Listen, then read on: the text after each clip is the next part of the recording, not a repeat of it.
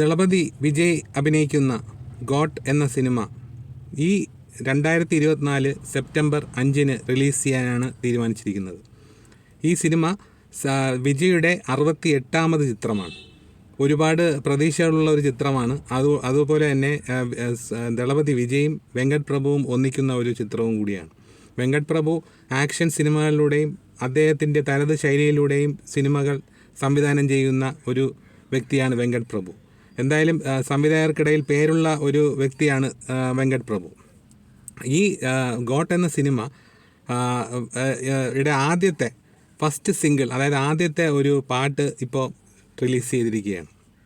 ഇപ്പോൾ യൂട്യൂബിലൊക്കെ ഈ പാട്ട് ഏകദേശം ഈ അറബിക് കൂത്തിനെക്കാട്ടും, അതായത് ബീസ്റ്റിലെ പാട്ടിനേക്കാളും കൂടുതൽ ആളുകൾ കണ്ടതും ഒരുപാട് മില്യൺ ആൾക്കാർ കണ്ടതും ഒക്കെ ആയിട്ട് അതിനൊരു പേര് കിട്ടിയിരിക്കുന്ന ഒരു സമയമാണിത്. അപ്പോൾ ഈ സിനിമയുടെ സംഗീത സംവിധായകൻ യുവൻ ശങ്കർ രാജയാണ്.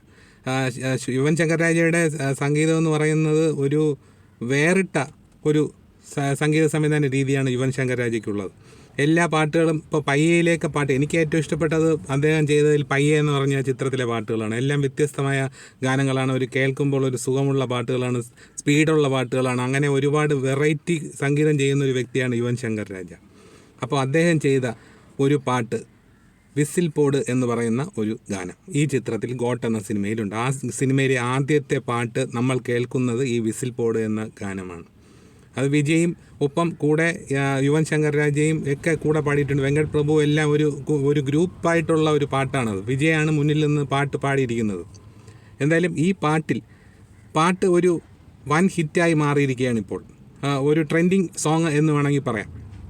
പക്ഷേ ഈ പാട്ടിനുള്ളിൽ സിഗരറ്റ് വലിക്കുന്നതും മദ്യപിക്കുന്നതും പിന്നെ മയക്കുമരുന്ന് ഉപയോഗിക്കുന്നതും തരത്തിലൊക്കെ ഉള്ള സീനുകൾ കാണിക്കുന്നത് റൗഡിസത്തിനെയും ഗുണ്ടായിസത്തിനെയൊക്കെ പ്രോത്സാഹിപ്പിക്കും എന്ന് പറഞ്ഞിട്ട്, അതായത് സാധാരണ ഈ സിഗരറ്റ് വലി, മദ്യപാനം തുടങ്ങിയ കാര്യങ്ങളുണ്ടെങ്കിൽ, മയക്കുമരുന്ന് ഉപയോഗം ഇതൊക്കെ ഉണ്ടെങ്കിൽ നോർമലി സിനിമയ്ക്കുള്ളിൽ ഒരു ഡിസ്ക്ലെയിമർ കാണിക്കുന്നതെന്ന് വെച്ചാൽ ഇത് ശിക്ഷാർഹമാണ്, പുകവലിക്കുന്നത് ആരോഗ്യത്തിന് കേടാണ്, ഇങ്ങനെയൊക്കെ പറയും. നമ്മൾ സിനിമ കാണാൻ പോകുമ്പോൾ കേൾക്കുന്നതാണ് ഇത്തരത്തിലുള്ള ചില വീഡിയോകളും അതുപോലെ ചില പരസ്യ ചിത്രങ്ങളും. അതുപോലെ തന്നെ ഇങ്ങനെയുള്ള നായകൻ മദ്യപിക്കുമ്പോൾ അല്ലെങ്കിൽ നായകൻ പുകവലിക്കുമ്പോഴൊക്കെ ഇങ്ങനെ താഴെ ചെറുതായിട്ട് ഡിസ്ക്ലൈമറുകൾ കാണിക്കാറുണ്ട്.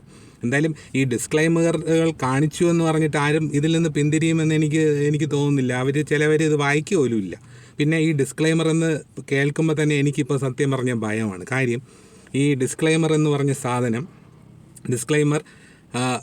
ഇപ്പോൾ ആദ്യം ഒരു സിനിമ കാണാൻ ഞാൻ പോയപ്പോൾ ആദ്യം ഒരു ഡിസ്ക്ലൈമർ കാണിച്ചു.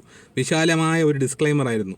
ആ ഡിസ്ക്ലൈമറിനുള്ളിൽ ഇത് രാമായണമാണ് കാണിക്കാൻ പോകുന്നത്, നിങ്ങൾക്കെല്ലാം അറിയാവുന്ന രാമായണമാണ്, ഇത് വാൽമീകി രാമായണമാണ്, പിന്നെ ഇത് കലാകാരൻ്റെ സൃഷ്ടിയാണ്, കലാകാരൻ്റെ ഭാവനയ്ക്കനുസരിച്ച് വളരെ മാറ്റങ്ങൾ വരുത്തിയിട്ടാണ് ഈ ചിത്രം നിങ്ങൾക്ക് മുന്നിൽ സമർപ്പിക്കുന്നതൊക്കെ പറഞ്ഞൊരു ഡിസ്ക്ലൈമർ ഈ ആദിപുരുഷന് തുടക്കത്തിലുണ്ടായിരുന്നു. ഞാൻ മലയാളം വെർഷൻ കണ്ടതുകൊണ്ട് മലയാളത്തിൽ തന്നെ അത് പറയുന്നത് കേൾക്കാനുള്ള ഭാഗ്യവും എനിക്ക് കിട്ടി. എന്നിട്ട് ഏറ്റവും അവസാനം ഇതിൽ രാമായണത്തിൽ നിന്ന് വ്യതിചലിച്ചിട്ടുണ്ടെങ്കിൽ ആ യഥാർത്ഥ രാമായണം, വാൽമീകി രാമായണം വായിച്ച് നിങ്ങൾ കാര്യങ്ങൾ മനസ്സിലാക്കിക്കൊള്ളണമെന്നൊക്കെ പറഞ്ഞിട്ടൊരു ഡിസ്ക്ലൈമർ ആയിരുന്നു. ഇപ്പോൾ ഡിസ്ക്ലൈമറിനെ കുറിച്ചാണല്ലോ ഞാൻ ഇവിടെ സംസാരിച്ചുകൊണ്ടിരിക്കുന്നത്. ഡിസ്ക്ലൈമർ ഇതിനകത്ത് ഈ വിജയൻ്റെ വിസിൽ പോഡ് എന്ന ഗാനത്തിൽ ഡിസ്ക്ലൈമർ കാണിച്ചില്ല എന്നുള്ളതാണ് ഒരു സോഷ്യൽ ആക്ടിവിസ്റ്റിൻ്റെ പരാതി.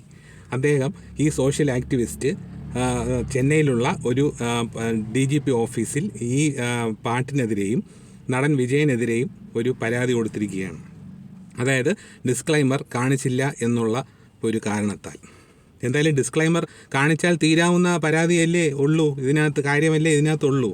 പരാതി ഡിസ്ക്ലൈമർ എന്ന് പറയുന്ന ഒരു സംഭവം അതിൽ എഴുതി കാണിച്ചു കഴിഞ്ഞാൽ തീരാവുന്ന ഒരു കാര്യമേ ഉള്ളൂ ഇതിനകത്ത്. എന്തായാലും ഒരു പാട്ടിൽ ഇങ്ങനെയൊക്കെ വന്നു എന്ന് പറഞ്ഞിട്ട് ഡിസ്ക്ലൈമർ കാണിച്ചില്ല എന്നുള്ള കുറ്റം ഒരു വലിയ കുറ്റമായിട്ട് എനിക്ക് തോന്നുന്നില്ല. പിന്നെ മറ്റൊരു കാര്യം, ഡിസ്ക്ലൈമറും കൂടെ ഉൾപ്പെടുത്തി ഗാനം വീണ്ടും ഒന്നുകൂടെ അപ്ലോഡ് ചെയ്താൽ പോരെ, അത്രയല്ലേ, സംഭവം തീർന്നില്ലേ. എന്തായാലും ഈ ഡിസ്ക്ലൈമറിൻ്റെ കേസിൽ ഈ ഡിസ്ക്ലൈമർ വെച്ചില്ല എന്നുള്ള കാരണത്താൽ ഈ ഗാനം കുറേ നാളിന് ശേഷമാണ് എനിക്ക് തോന്നുന്ന വിജയൻ്റെ സിനിമയ്ക്ക് വേണ്ടി ആദ്യമായിട്ടാണെന്ന് തോന്നുന്നു യുവൻ ശങ്കർ രാജ മ്യൂസിക് ചെയ്യുന്നത്. ഇതിനു മുമ്പ് ചെയ്തിട്ടുണ്ടോ എന്നുള്ള കാര്യം എനിക്കറിയത്തില്ല. എന്തായാലും യുവൻ ശങ്കർ രാജയുടെ മ്യൂസിക്കിനനുസരിച്ച് വിജയിൻ്റെ ഡാൻസും കൂടെ പ്രശാന്തും പ്രഭുദേവും ഒക്കെ ഉള്ള ഒരു നല്ല ഇരിക്കാനും കേൾക്കാൻ സുഖമുള്ള ഒരു ഗാനമായിട്ടാണ് എനിക്ക് തോന്നിയത്. എന്തായാലും അതിനുള്ളിൽ ഡിസ്ക്ലൈമർ വിവാദത്തിന് യാതൊരു കാര്യവുമില്ല എന്നുള്ളതാണ്. എന്തായാലും ഗോഡ് സിനിമ വരുമ്പോൾ വിജയിൻ്റെ 68ാമത്തെ സിനിമ കാണാം എന്നുള്ളൊരു പ്രതീക്ഷയിലിരിക്കുകയാണ് ഞാൻ. എന്തായാലും ഈ ഡിസ്ക്ലൈമർ വിവാദത്തിൽ ഈ സിനിമയ്ക്കൊന്നും തന്നെ സംഭവിക്കാൻ പോകുന്നില്ല. എന്തായാലും ഈ പാട്ട് ഇത്രയും പേര് കേട്ടു, ഇനി ഡിസ്ക്ലൈമർ വെച്ച് കാണിച്ചു കഴിഞ്ഞാൽ ഇതിനെക്കാട്ടി ഇരട്ടി ആളുകൾ കേൾക്കും.